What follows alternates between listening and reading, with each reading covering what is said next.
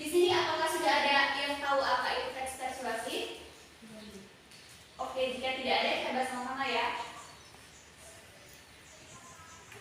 Menurut KBBI, teks persuasi adalah suatu teks yang mengandung alasan-alasan, bukti, fakta yang mengandung unsur ajakan agar pembaca mengikuti apa yang dinyatakan penulis. Jadi maksudnya yaitu teks persuasi ini adalah sebuah teks yang berisikan ajakan-ajakan, di mana ajakan-ajakan dalam teks persuasi ini bertujuan untuk membuat si pembaca itu yakin dan percaya bahwa apa yang dikemukakan atau apa yang dituliskan oleh si penulis itu benar, dan si pembaca mengikuti apa keinginan dari si penulisnya. Adapun isi dari teks persuasi ada 3. Yang pertama itu argumentasi. Di sini apakah sudah ada yang tahu apa itu argumentasi?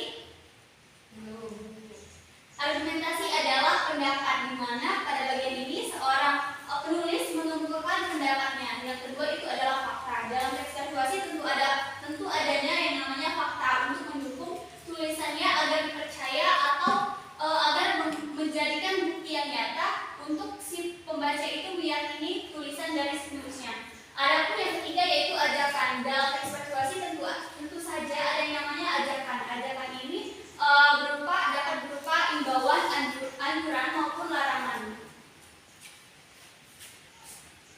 Nah, berikutnya adalah ciri umum teks persuasi. Yang pertama itu adanya fakta, yakni harus disertai alasan yang kuat berupa fakta dan bukti untuk memperkuat rujukan. Yang kedua itu ada yang namanya memiliki kalimat yang bersifat mengajak. Fungsinya agar pembaca itu mengikuti apa yang diinginkan si penulisnya. Yang ketiga itu ditandai dengan kata ajakan. Terdapat kata-kata seperti ayo, marilah, sebaiknya dan sebagainya untuk mempengaruhi si pembacanya. Dan berikutnya yaitu struktur teks persuasi ada 4, yaitu yang pertama itu pengenalan isu, rangkaian argumen, ajakan-ajakan, penegasan kembali.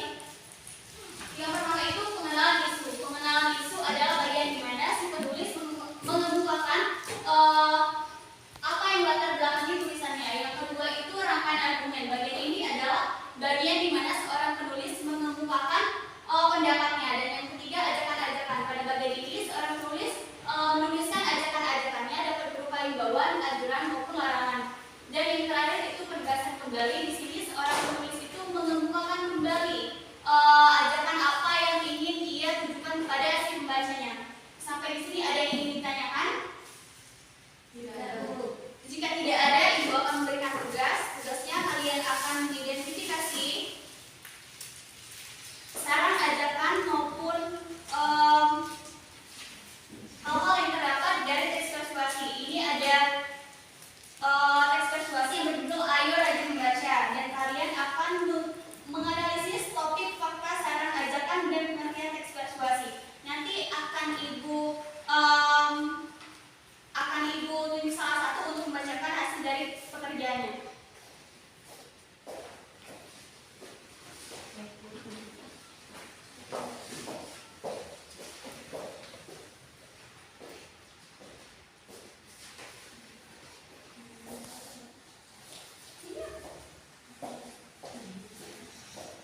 Sudah dapat semuanya, anak-anak?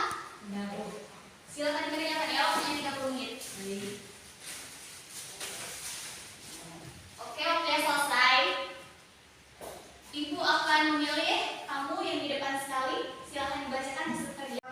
Connection State University pada Maret 2016 lalu, Indonesia dinyatakan menduduki peringkat ke-60 dari 61 negara soal minat membaca, persis berada di bawah Thailand 59 dan di bawah Botswana 61. Kemudian identifikasi dari saran itu buktinya sebaiknya kebiasaan membaca harus ditanamkan sejak dini. Dan yang terakhir identifikasi dari ajakan buktinya.